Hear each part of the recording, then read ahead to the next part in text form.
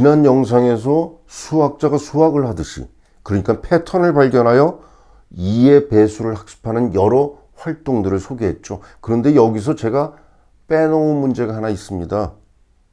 이 문제는 곱셈 기호의 뜻도 알지 못한 채 입으로만 암송하는 아이가 풀기 어렵습니다. 먼저 곱셈표의 빈칸을 채워야죠.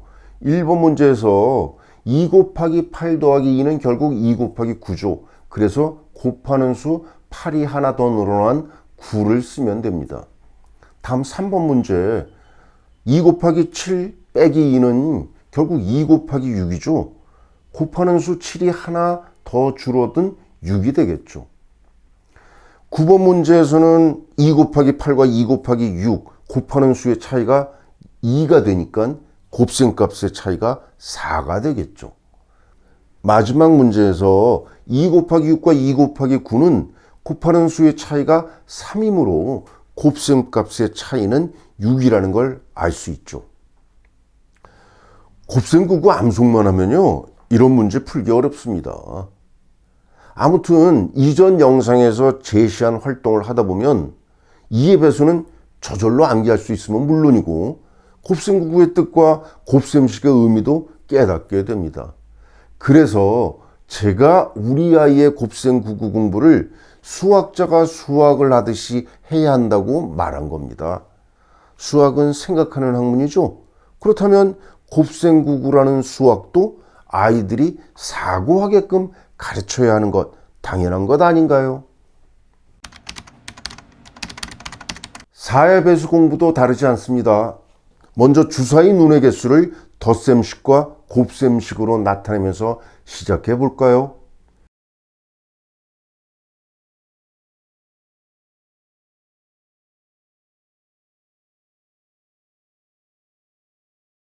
그 다음에는 2의 배수에서 온 마찬가지로 수직선 위에서 4씩 띄어세기를, 그리고 수비열표에서 4의 배수를 동그라미로 표시하며 눈으로 확인합니다. 이어지는 문제들은 2의 배수와 다르지 않습니다. 역시. 그러니까 설명은 생략해도 되겠죠. 이전에 보지 못했던 새로운 형식의 문제, 즉 곱하는 수의 변화에 따른 곱셈값의 변화를 파악하는 문제도 4의 배수를 익히며 당연히 해결할 수 있습니다. 이제 그 다음은 5의 배수입니다. 이것도 앞의 것과 다르지 않게 자세한 설명은 생략합니다. 다만 마지막 곱셈 9구표를 완성하는 문제만 함께 검토해 볼까요? 5의 배수만이 아니고 지금까지 배운 2의 배수, 4의 배수 함께 복습하도록 하였다는 거 이 표에서 알 수 있죠? 그런데 여기서 또 다른 새로운 형태의 문제를 소개합니다. 앞에서 보았던 곱셈 9구표이지만 또 다른 수학적 사고를 요구하는 문제이니까요. 보기에 있는 4라는 숫자를 어느 칸에 채우느냐, 이런 문제입니다. 2 곱하기 2, 1 곱하기 4, 4 곱하기 1. 그래서 4가 되는 걸 보기에서 확인할 수 있습니다. 앞에서 보았던 똑같은 곱셈 9구표이지만 또 다른 수학적 사고를 요구한다는 사실을 눈치채셨나요? 그러니까 곱셈의 교환 법칙도 여기에 들어 있습니다. 곱셈 9구 익히는 거 당연합니다. 하지만 단순 암기가 아니죠. 이 안에 들어있는, 그리고 이후에 배우게 되는 중요한 수학적 개념을 조금씩 서서히 경험하는 겁니다.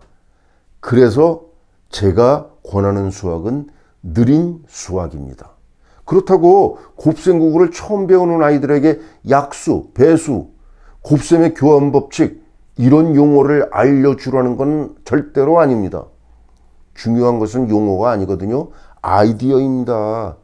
아이디어만 자기 것으로 만들면 되는데 그것이 바로 수학 개념입니다. 공식이나 지식이 아닙니다. 개념은.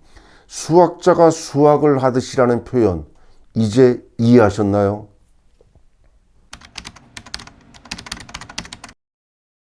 (3의 배수, 6의 배수, 9의 배수도 앞에서 보았던 2의 배수, 4의 배수, 5의 배수와 같은 활동이 반복되니까 더 이상 설명은 필요 없죠? 지금까지 배운 곱셈구구에 마지막으로 9의 배수를 넣은 101표입니다. 여기서 남은 빈칸에 숫자를 더 채워볼까요? 우선 곱하기 1, 한 번 더 했다는 뜻이니까 그 수를 그냥 채우면 됩니다. 이제 곱셈구구표 거의 완성 직전입니다. 남은 칸이 몇 개요? 4개밖에 없습니다. 7의 배수는 7만큼 더하는 거죠. 7 곱하기 7은 49, 7 곱하기 8은 다시 7을 더해서 56. 마찬가지로 8 곱하기 8은 64가 되는 걸 여기서 쉽게 알 수 있습니다. 이렇게 곱셈구구표를 완성할 수 있습니다. 물론 7의 배수와 8의 배수도 앞에서 했던 것처럼 처음부터 다시 연습할 기회를 줘야 됩니다. 그리고 나서 마지막으로 남들 다 하는 곱셈구구송 이런 노래도 들려주세요. 물론 노래 몰라도 됩니다. 그냥 재미삼아 해보는 거죠. 아무튼 이렇게 하여 곱셈구구표를 완성할 수 있습니다. 단순히 입으로만 암기하는 암송이 아니라 수학자가 수학을 하듯이 패턴을 발견하면서 곱셈구구를 익힐 수 있는 것이죠.